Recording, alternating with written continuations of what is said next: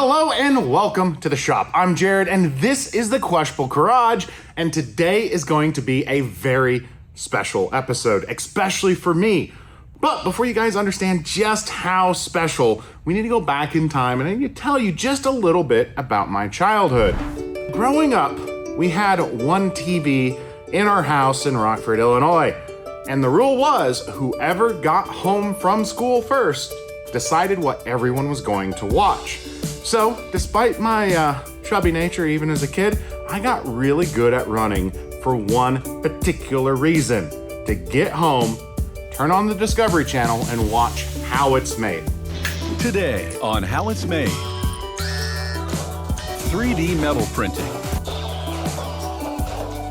We didn't grow up with that on-demand luxury that everyone has today that I spoil myself with now, watching How It's Made whenever we wanted. I had to get home and pick that specific time slot.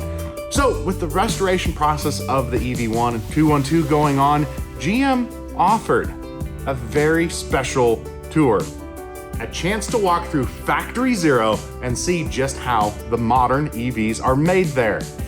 And little Jared jumped out of his skin at that opportunity. So guys, let's head back up to Detroit and live out one of my childhood dreams. We're gonna do our own How It's Made. Now, as we made our way to the first stop, we got to see some freshly made vehicles driving themselves out of the paint shop and going to the assembly line. And then overhead, we saw freshly built cars coming out of the metal shop, making their way over to the paint shop.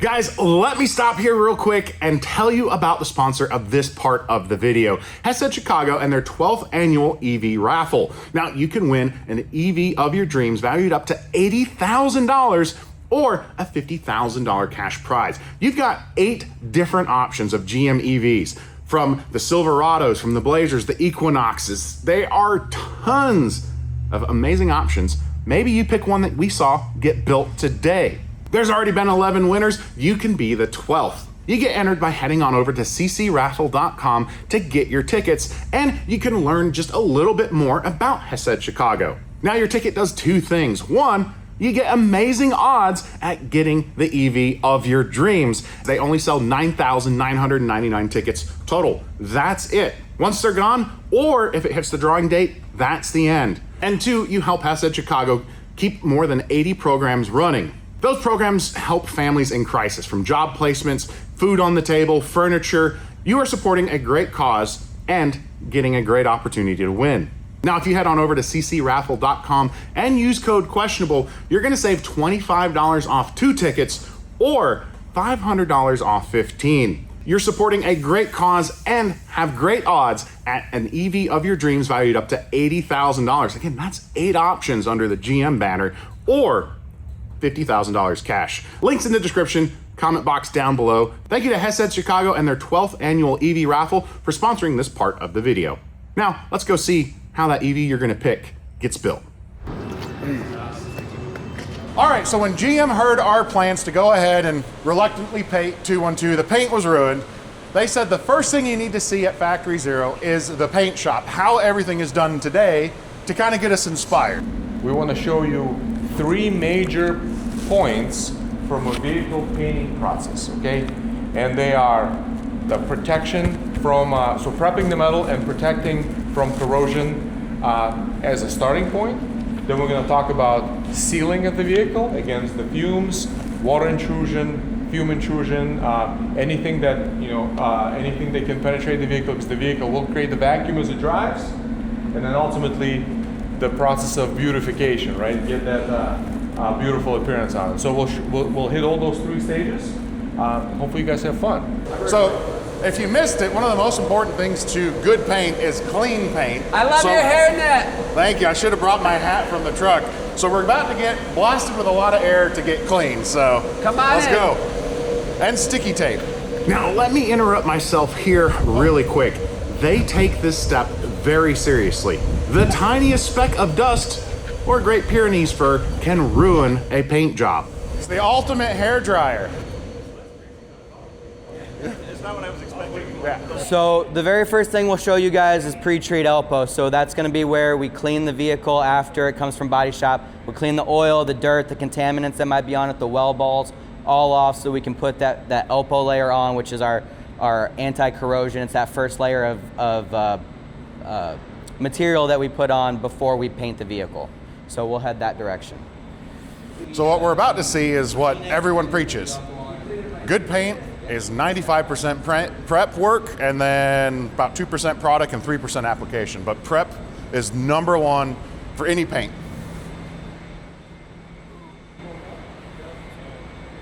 Everybody close, watch your step. As those chassis first come in from the metal shop, they still have grease and dust and metal particles all over them. So they go through a series of different dunking tanks and high pressure blasts to get all of that off of them. Listening about the process and the different chemicals involved and just the level of detail from Matt, Gavin, and Yuri was absolutely amazing. There's a backlog of cars to be dipped, Yes. and they're getting dipped every, how many minutes are we dipping a new car? We're dipping a new car every 30 seconds. So, That's crazy, isn't yeah. that crazy? I mean, as long as we've got the units for the day, this is just what the process is going to look like. So from all the body shop, there's no hand cleaning. It's a full just chemical dip. Yes. So this is the final bath to get all the chemical off? Yep, so this is the final rinse stage. So we wash off any soaps, any debris, anything that just might be in it. This is also rinsing off. We have an etch that goes on it to etch the metal so it takes the Elpo. Okay, and then what happens with all of this water? Do you recycle it? Yeah, we keep just rechurning it the entire time. We test it throughout the day to make sure that it maintains a certain pH and chemical balance. And once it gets out of that, we'll decant it a little bit, add fresh, and then once a week or so, we just completely empty it and add new. So Billy's asking a lot of great questions, but the quick explanation of this, at home you saw us with 212, the EV1, we were doing a lot of hand prep, all wiping, hand cleaning and prep. This is fresh raw metal coming from the body shop, going through multiple tanks of cleaner and acids to get it stripped to perfect raw metal to prepare it to go over to the anti-corrosion coatings, which we'll get to in a second. So this is a process that the EV1 didn't go through. It was hand built and all aluminum, but it's an amazing process to see how all the fresh metal gets put together and then cleaned and prepped and paint. Again, prep work is the most important part. And it's a little warm. We all got to stay pretty clean, but we're going to let everyone get a look and go see what's next in line. Dwayne, give us the weather report. It's about 98 degrees and about 99% humidity in here. It is very hot, but it's cool, really cool. Thank you for braving the elements.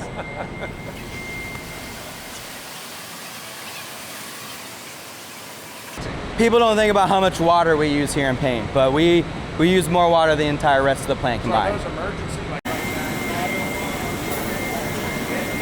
All right, so here we are at the first stage in body shop, or last stage of body shop, first stage in paint shop, where the cars are coming in, they get spun around to start facing the right way to go through all of the rinsing and baths. This station we thought was cameras. They're keeping it a lot simpler. It is a visual inspection station for the first round of paint shop guys to make sure what's coming from body is good, or sometimes a couple of the different chassis need extra parts installed before they start going through the bath station. So it's a nice bright light. You can see any final imperfections, and it's funny is the number of things we're seeing in the metal that will fully disappear once it runs through just the cleaning and rinsing stage. But we're seeing the panel bonds that is put in as part of the welding and assembly process. Soon we're going to see the seam sealer assembly, which is what we just got done on 212.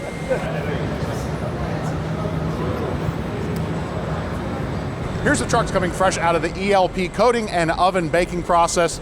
Kind of a cool color. If you didn't do anything with it, the sun would destroy that very quickly. That's not UV protected, it's for corrosion only. Also, why don't we go check in on Scott real quick?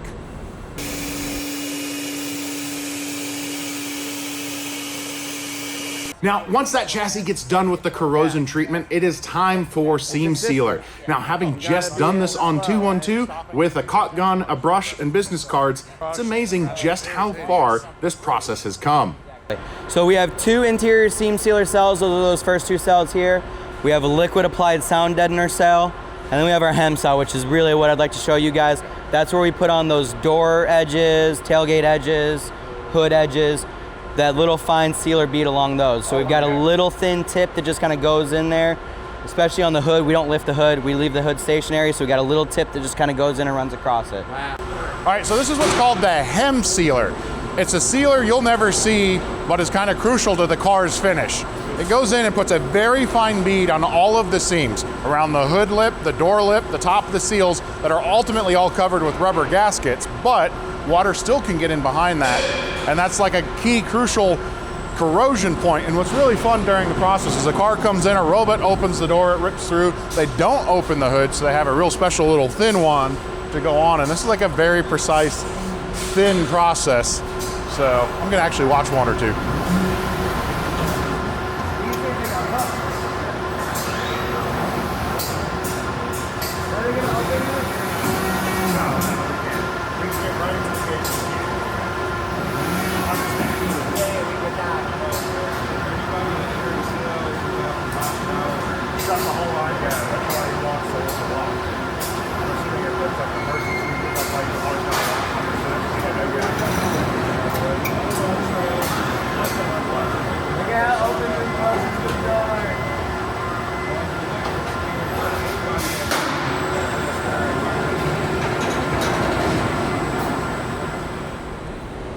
The chassis now go through their final step before paint, sanding, and it's amazing to see all of the technology they've implemented even here.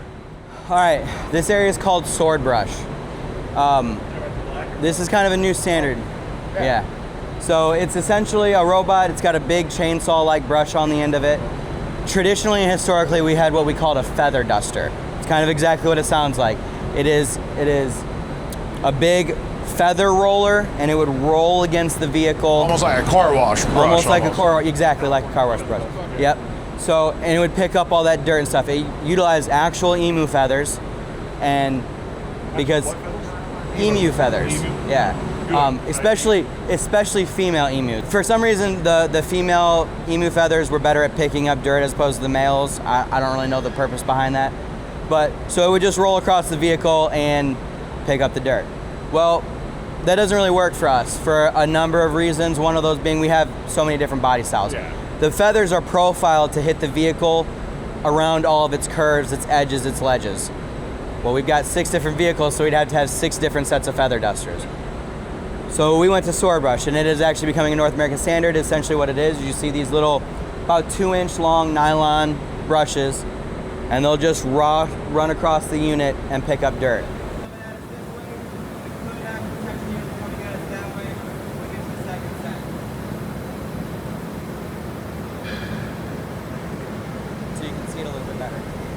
Now, for something that was really, really cool, they actually opened up the doors and let Billy and I step inside the assembly line and into the paint booth to see how the robots expertly apply the new paint.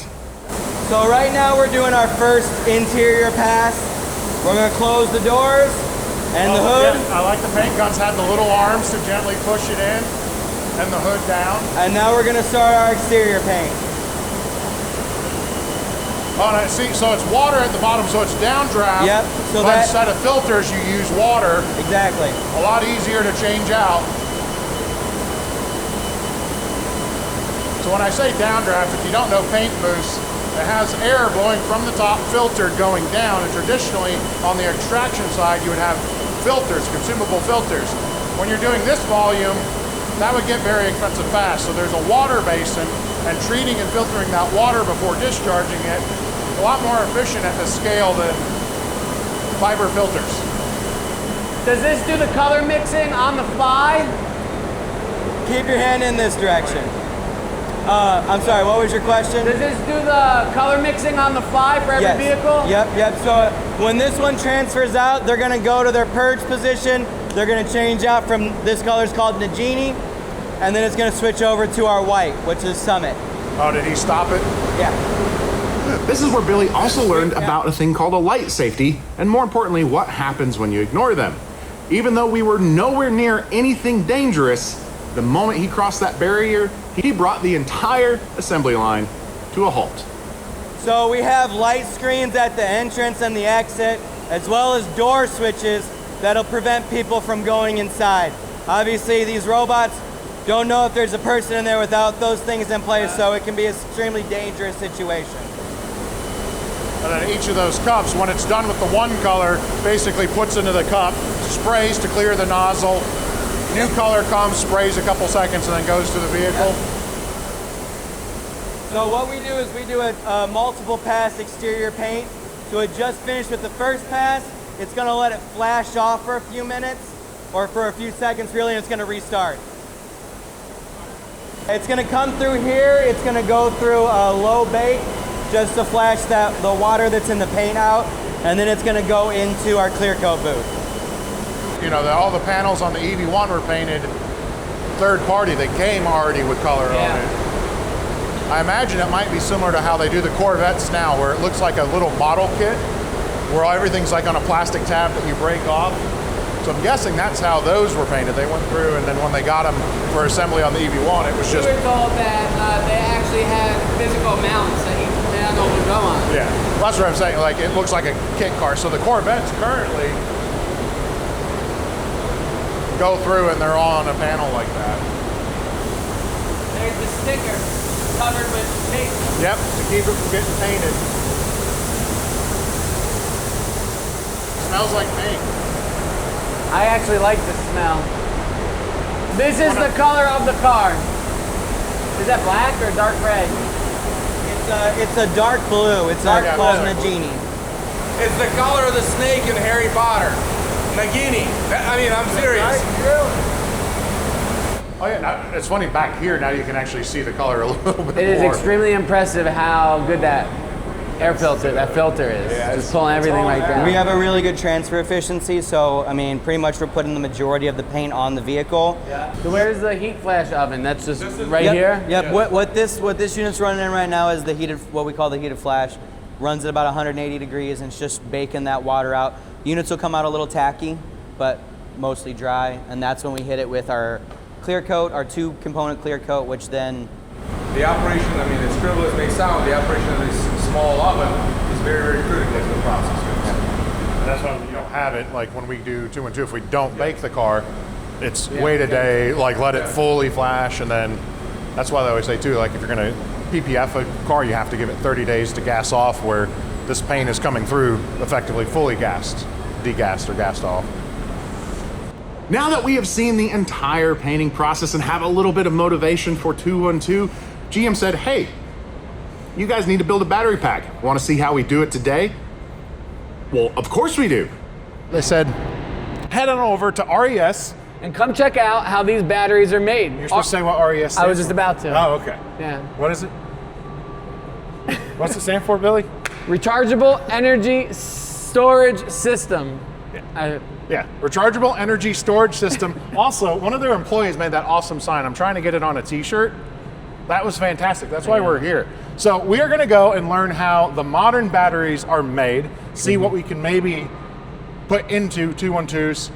The safety feature, definitely. We need to be safe. But We'll see. We're gonna go see exactly how it's done today and see if that can't help us get I'm yesterday excited together. because these are the Ultium cells that they put into these modules, and that's what powers my electric pickup truck that I drive every day. So let's go. As Chad brought us onto the assembly floor, he wanted to stop and show us something important, the milestone wall. One thing I've noticed at Factory Zero, there seems to be a very strong effort to recognize every member of the team and just how important they are to the whole process. Tell us about the people, yeah. Oh yeah, so How many people work here? how many people work here? So we have about 350 with the salary and the represented folks all together. This wall here in particular, this is our target jobs per hour. So you'll see the process, but we run 202 modules, which are actually go inside of the packs. I we run think you should 202. increase this by 10. We try every day. Our target is well over 202, but that should be our daily standard average, right? So these are actually SLA. So this is a top component of a module once it's built. So this is kind of like the brains of the operation in a module. And so what we did when we hit our 202, we had to do it for 5 consecutive shifts. because we weren't running 3-shift operation. So the team was able to achieve that. We did that. We captured the next SLAs that were up, and then we put them down. And then these are all the team members, both salary, hourly, and represent folks that were actually part of that process. So similar kind of story. We had to do the same thing on our pack line. Okay, so our pack line is 24 jobs an hour. So we had to do 5 shifts. We actually, in April of 25, we hit that. And when we did that, we actually pulled a cover. So this is a cover to one of the packs that you'll see. And this is all the signatures of the folks that, again, were involved with that process. How many battery packs do we have just in this room, would you estimate?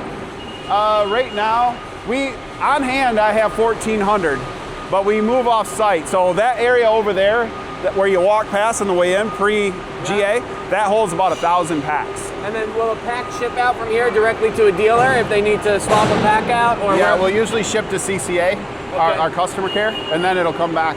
It'll come back here. And then will you debug packs that are from the field here as well? No, there's a separate center for that. Makes sense. As we make our way around the factory floor, we come across a display where Nicholas is ready to show us what makes up a modern battery pack. This is how we build a module. Basically, easiest way to think about it is we have binder clips that hold everything together. We have these, which are called mini stacks. In each mini stack, we have 6 cells. So the cells are all brought in like this. We glue them together and stack them inside binder clips. 4 sets of the mini stacks go into a module. And the way we build it is a little bit weird because you would think that we obviously build it on its side kind of in this way. We end up stacking them on top of each other.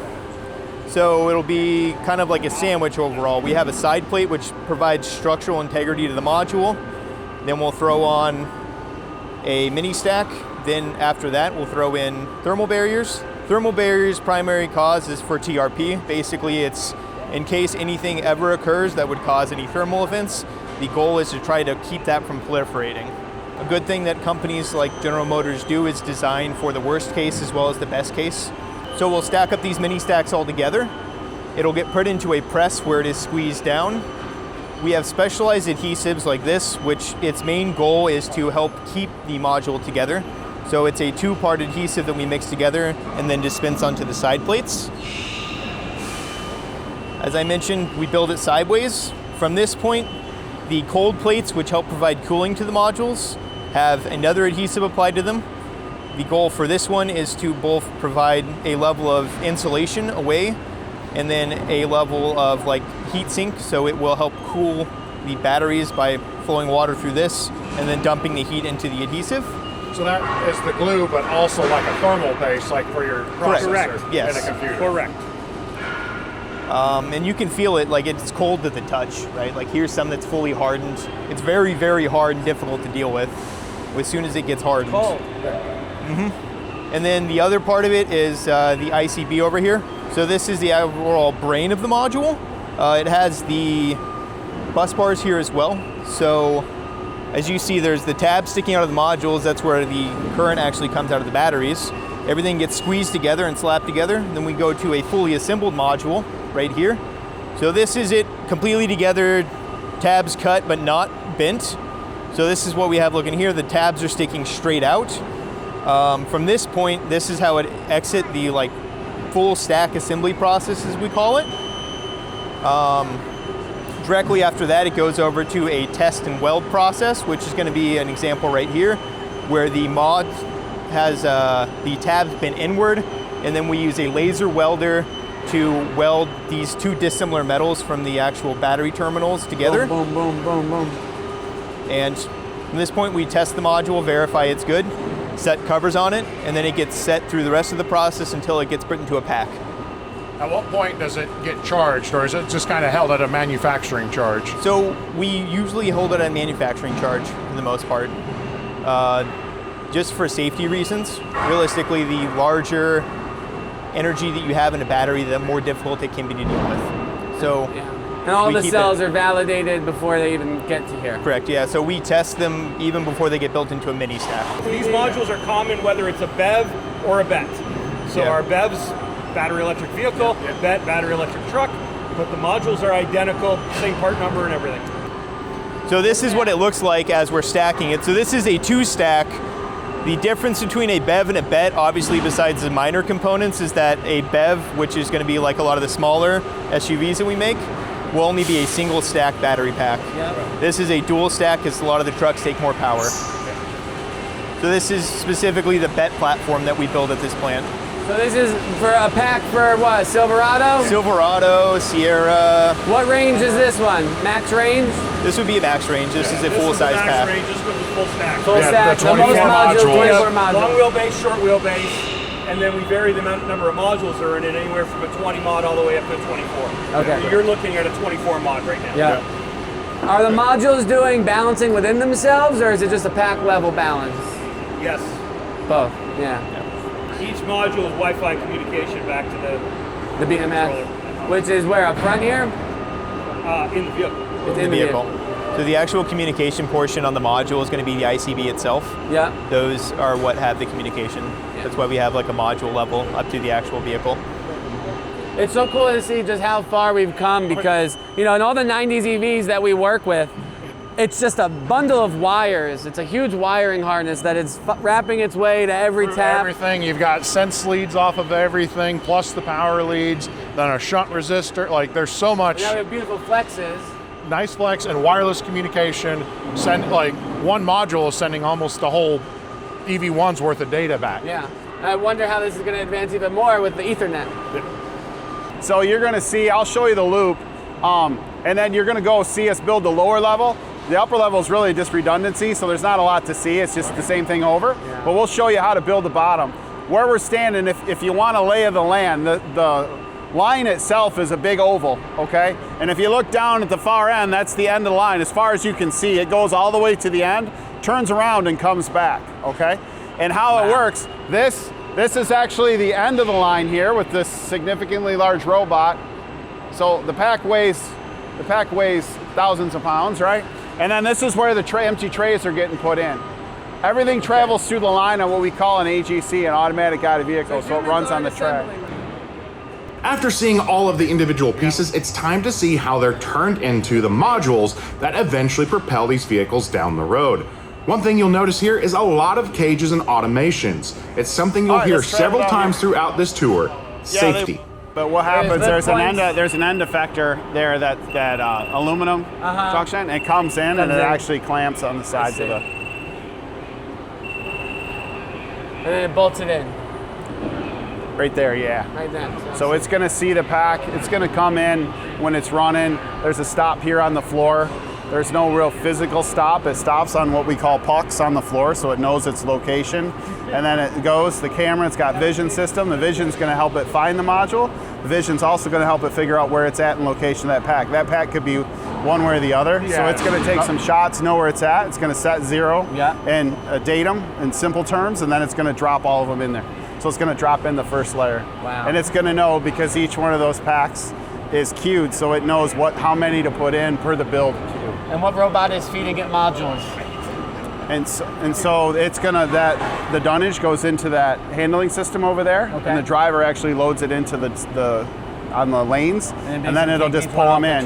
Yep, and then it'll manage the trays, and then it'll make them available to the robot. Wow. So it'll shuttle over and shuttle back. Well, again, that's the same module across all the packs, just make it so much more efficient. It's one less item to track. It's just, they're all going to get this. It's just how many. Yeah, it makes the manufacturing process more simplistic as well, because like I have a predictable way to place these into a pack. They're all going to be the same thing, or if it's a case where it's a different pack style, I just need to know the pack style overall, and then I can place specifically. So like the robot grabbing, all that movement is the same. It's just a slight different drop.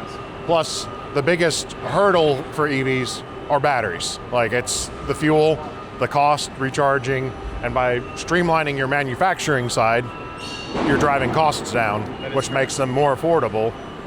That is correct. Which lowers the adaptation threshold. Because even we were pricing lead acid still for the EV1 is $6,000. Yeah, right? Yeah, but lithium's half the price. Yeah. Now we put the bus bars on. So now you're gonna see the mini buses. These are those little bus bars, so it's gonna tie all the modules together. Also, we have a camera in here and we're checking the coolant port. So on the side, where we actually hook up the tubes to cool the modules themselves, it's checking for roundness and location. Oh yeah, each little bar, and then does Yeah. it come down and it comes down and tightens them. So cool.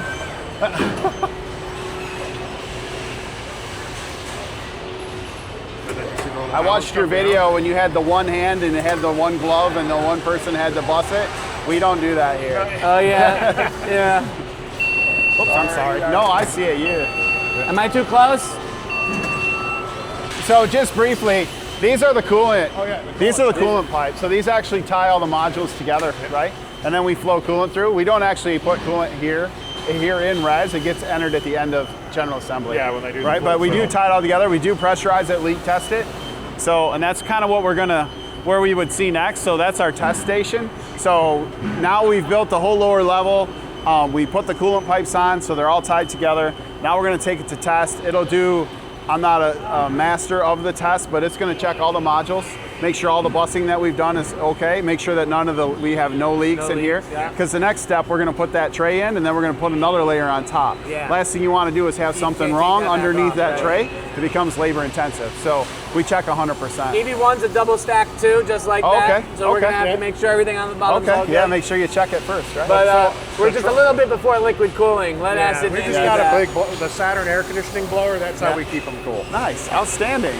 So Outstanding. what's interesting, so our trucks, the S10s, have metal dividers to hold the second set of batteries. Okay. From what we can tell on the EV1 and what the engineers told us is we don't have all the parts. The batteries just sat on each other with kind of a plastic tray holding them separate, which is kind of funny. It kept them in order, but the batteries held each other.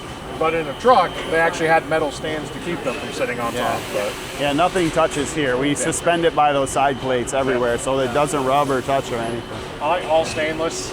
Yes. I've opened some other battery packs that are plastic coolant tubes. And then this is probably one of our more unique, complex operations. So this is actually going to put the cover on. Oh really? Yeah. Right here. There's a RTV that actually gets laid on top of the cover. Okay. And the robot does that, and then it actually installs it, and then we bolt it in. It's kind of what's going on in this cell. So it's picking it up there, spinning it upside down. It's gonna check. Those are cameras. There's actually mica in the cover, so that you don't go steel to steel. So you don't have any contact with the pack, with the modules.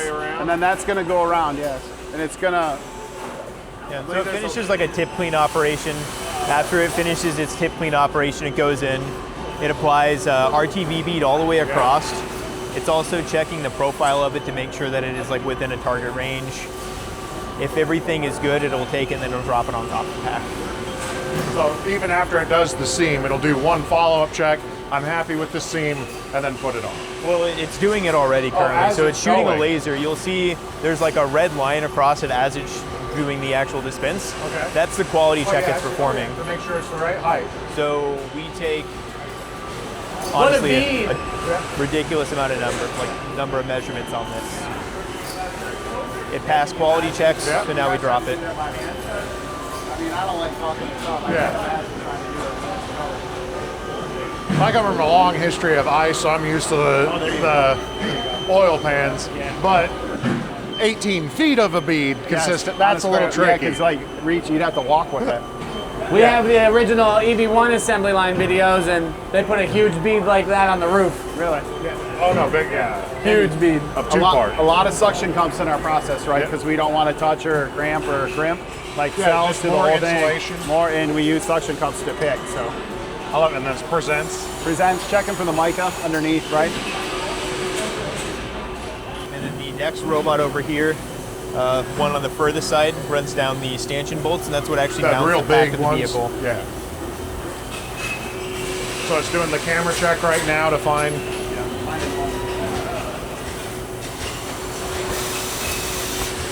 Okay, and it just goes in an order. It doesn't do any type of crisscross. There's no reason to have a sequence. If it ended up being a cycle time constraint, you could always double, right? Yeah. Do half. And are there pins in the top to the lid, or is there just enough tolerance for the bolts to go down that it doesn't necessarily. The RTV holds it in place, and we already take a vision on the pack when it comes into station. So like our drop tolerance is extremely tight. Right. You hear them getting shot up? Accurately placed in the holes regularly. All right, let's keep it going. Let's go. You got her down. I don't want to miss the cool stuff. So this is a lot of the same. The difference with this, these are the stanchion bolts, and the stanchion bolts go on the top of the pack as well. But the unique feature of a stanchion bolt is it actually, in the top, there's a threaded hole, and it's actually put down through the floor plate of the vehicle. So the pack is actually bolted up into the vehicle, again, which helps with the structural content. So this is what we put on, and then we build the second layer. Makes sense? And it's all bolted into the layer below. So we're basically building a significant steel This is box. where your final bolts were going in right there. Absolutely, absolutely, right? That's where those bolts will go in. What's up with that guy? What's that? Why are those couple loose? Because this is the loop, so they're gonna torque them right there. Is that a Klein tool torque wrench? Yeah. So actually it's a spot point system. Have you ever heard of that? No, it's a spot So point. spot point actually has a box, and you put the box in, it locates, and it will tell you, it only will turn on and let the operator torque in those specific spots. It won't let you touch that bolt. It knows this is the one that's loose, and it needs to hit that spot. Until it hits torque, it's good. So it's like smart torque, where in the past systems you'd have just a loose torque gun. I could go maybe Boom, boom, boom, boom, and go and think you were okay. But it knows and that you're not. spot's already been hit. We're Exactly. done. It knows. Mike. Oh, we can. She'll stop. We can go over here. Don't get run over. We're going the other way anyway. This is Super Phase 2, okay? Super Phase 2 is like a standalone unit. This is what does the 202, okay? So this is it. You're gonna see when we're walking around, we need to be careful. You're gonna see JBTs, which are our automated fork delivery system. Okay. Everything, there goes one right there. Wow. Everything that goes into a module is delivered by one of those trucks, okay? We do offload by hand because we take them too far down the dock, but a finished pallet, but everything in the process is loaded with the JBT. Okay, so these are the cells, so this is gonna be the beginning. So we're gonna walk you down one leg, so there's 5 legs that are exactly the same. It flows 5 to 4, and in each one of those, and then per nix, there's stackers in there, we call them, right? There's 2 per leg when we get down to the stackers. But for now, we're gonna show you basically how we build a mini stack. So those 4 mini stacks that get put inside of the module, we're gonna show you how we assemble them. Now, to help clarify where we're at in this whole assembly process, we started off with assembled modules going into battery packs. Now we're going to see how those modules are getting made. These are stacks of Ultium cells ready to be assembled. This is the beginning of the mini stack assembly process. We will use robots to pick them and then drop them to we call it the super track. This is mind It blowing. is basically an electric train. It carries all of the batteries through like the actual mini stack assembly process. So it either bends the tabs, cuts the tabs, tests them, etc. So it does all the quality verification and preparation before we put it into a mini stack. So one robot's whole job is to pick the actual batteries. The other one's job is to pick the empty dunnage and then set up top. In some cases, we flip and rotate the cells depending on, like you need to create a potential difference. Yeah. So every 6 need to be flipped and rotated, just that way we can have positive and negative. And then this is the actual stacking portion. This is why we call it a mini stack. So we grab 4 cells at a time that are fully processed, then we throw down some adhesive, and we just drop them onto the binder clips. So this is where we stack the 6 on top of each other. And it knows the continuity so that it'll flip-flop. So I guess that's why when it's picking them out of the pallet, it offsets the way it sets them down to make sure you're going. So they all get picked the same way. They get flipped over right here on the very end of the super track. Okay. That's when your every other is getting turned. Correct, yeah. So that's when we do a rotate like this, and then we do a 180 on the cell. That way we can get our potential difference on the circuit. And so many people don't understand the importance of that metal case. Batteries, especially in pouches, if you don't squeeze them, they like to swell. Yeah, every battery has a compression rate that you need to, have it at. So what is that? etching or quality control, that second robot that just kind of That's comes just glue, actually. So it's Oh, so that guy's coming over just... he does like a tiny little bit of glue. see it just dripping out? It's a manufacturing aid to help keep it together. Otherwise, you'd have it slipping, which would be a defect. would risk of things slipping and moving. It's more so that we wouldn't get proper adhesion to the TIM over on the other part of the process, like that's on the cold plate. So when we keep them all completely flat, we have another verification for that later, but when we keep them all completely flat, it helps ensure that we're making and getting good coolant to all the batteries. So once the minis are glued together, the case is put around, they're still not connected. Correct. That'll happen over on the final part of the process. Where we're at right now is just the buffer portion before we assemble the module. I see. So this next part's going to be what we call full stack, the actual module's assembly. So this overhead conveyance will carry down over here, over to the back of the line, where the process will kind of start for the full stack. So your best view is going to be from kind of in the middle over here. So this is where the process will start for full stack. On the far side over there, we have the robots that pick up the mini stacks. The mini stacks will get stacked onto the side plates right here. So it gets kind of confusing because everything's feeding to the 360 turntable over here. That is basically us doing the stacking process. So the minis get picked and placed, the side plates get picked and placed, and then the thermal barriers get picked and placed, which you can kind of see us building over on this table over here. After this point, when we're finished assembling it all together, the robot that's over here grabs it and puts it into the presses. The presses compress the whole module, performs a lot of quality checks, verifies all the tabs are what we expect, our shift in the Y direction is correct, and our shift in the X direction, which would basically be at the interfacing to the TIM, is good. And then after that, just draw on the other components, lift up the press, and grab the module out. There we go. Watching these arms swing all It's this so weight crazy around. how much is going on all at the same time right here. All right, so we are at the end of the line for those mini modules, and it seems odd because they just got picked up from over there, but they send the minis all the way to this side of the production line. We've got that robot moving them around now, and then they go back towards that center as they get turned into the actual module stack. It was kind of confusing when we first were seeing it as we were walking along, but it makes more sense once we're here. So this is picking up all of those minis that we saw made on the 5 lines. This is the 4 line. And it's just cool watching this dance of robots moving the cells and packs around them, getting glued together, and then again, becoming that module ready to go into a pack, which we already saw. This is mind-blowing. This is where we compress everything together, so it'll be right here. So this is where all of our quality checks happen. So that's the press there? Yep. So that's our fully loaded, what we call a soft stack, because we don't have the side plates or anything pressing on it. Just call it soft.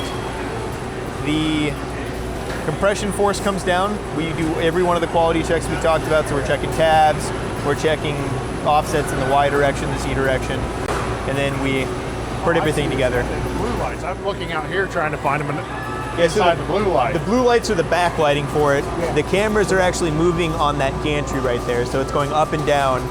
So we do a whole lot of interlocking to know physically where we're at. Correct, yeah, that'd be the 4 mini stacks. About to go to the module, so they press it down and then they press it in. We perform a large number of quality checks on these. After we're done, everything will lift out of the way, and then the ICB and cold plate will come in. This is what we call our MFA, so our modular final assembly or test, and this is where we actually test the modules.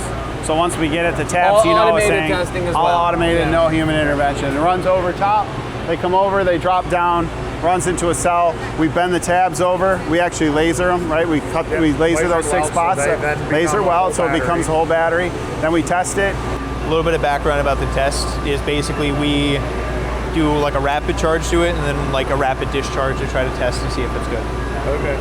That's about as much as I can share about the process. I was gonna say, how often are you finding a bad cell after you make the pack? Incredibly infrequently. Yeah, incredibly infrequently. So 1 or 2 a shift, max. We've done a lot of scrap production And initiative. you have 202 packs, which is 202 times 24 times 16. 16 cells. 24 cells. 24 cells in each module. 24 modules in a pack. So 24 squared. So 576 cells in the big pack. You do 202 of those a day. So you're pumping out, you're going through 116,000 cells a day. Yep. And you might find 1 or 2 that are bad. Correct.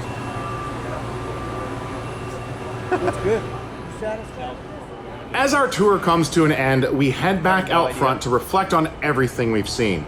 For a kid who grew up watching how it's made, this was a pretty cool day.